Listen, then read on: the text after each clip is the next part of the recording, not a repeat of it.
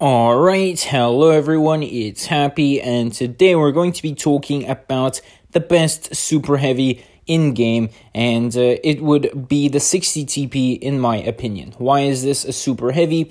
Well, simply because it's sluggish and it has a humongous alpha, just like the E100 and the VK72. Therefore, I would technically consider it a super heavy. It's not as fast as the IS-4 and the others. It does have some decent armor and a very high alpha gun, so I would consider it a super heavy, more or less.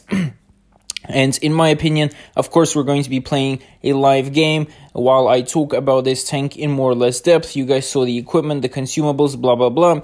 If you want to use the same ones as me, you can go back and pause the video. But of course, the 60 TP itself is a Polish tier 10 heavy tank. Everyone knows about it, and it doesn't have that many weaknesses. The very few weaknesses are the gun handling, which is horrendous for a 600 alpha gun, and of course the weak ammo rack. The mobility is okay for the amount of armor it has. It actually has a decent amount of armor. It only has a very few amount of weak spots on it, and of course the turret itself is quite strong for a heavy tank. The turret has just one cupola, even though it seems like it's two, and the alpha again is 600, which seems like a downside, but with the tungsten shells you get 700 alpha, which is colossal for a heavy tank. And with adrenaline you can fire the tungsten shells. Usually even without adrenaline you can fire the tungsten shells twice, so if you do get two good shots on the enemy, you will have a guaranteed 1400 alpha from the very first two shots, which is already a big benefit to you guys. And so this tank is very strong, and of course armor wise the most annoying thing about this tank is probably the lower plate, because it's tiny, and if you shoot a little bit below the lower plate, it's also very red, and it's an auto ricochet angle, which makes it super duper annoying. Of course, this tank does have some weak spots, and that is the area around just right under the turret, and of course the cupola and the driver's hatch in front of the turret.